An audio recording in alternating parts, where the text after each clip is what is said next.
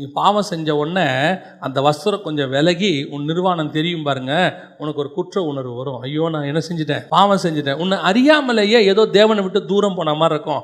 ஆதாம் ஓடி போய் ஒளிஞ்சா மாதிரி இருக்கும். நீங்க ஓடி வந்து திருப்பி என்ன பண்ணுவீங்க, அந்த பாவத்தை திருப்பி அறிக்கை இட்டு தேவனோடு கூட ஒப்புரவானாதான் உங்களுக்கு என்ன ஆகும், அந்த சமாதானம் வரும். அது வரணும். ஒருவேளை நீங்க அப்படி தேவனை விட்டு தூரம் போன பிறகு ஐயோ இப்படியே தான் இருக்குது, பேசாம இதுக்கு பதிலாக வேற ஏதாவது ஆல்டர்னேட், சில ஆட்கள்லாம் இருக்கான், இதுலேருந்து ஆல்டர்னேட் கொஞ்ச நேரம் போய் ஏதாவது டிவி பார்ப்போம், கொஞ்ச நேரம் மொபைல் பார்ப்போம், இல்லை கொஞ்ச நேரம் வேறு ஏதாவது பாவம் செய்யணும்னு போயிட்டானா அதுக்கப்புறம் தேவனுக்கு அவனுக்கு இருக்கிற அந்த தொடர்பு என்னவாயிடும், துண்டிக்கப்பட்டுரும். அதுக்கு பிறகு தன்னுடைய பாவம் நிர்வாணமாக இருக்குன்னு அவனுக்கு தெரியாமே போயிடும்.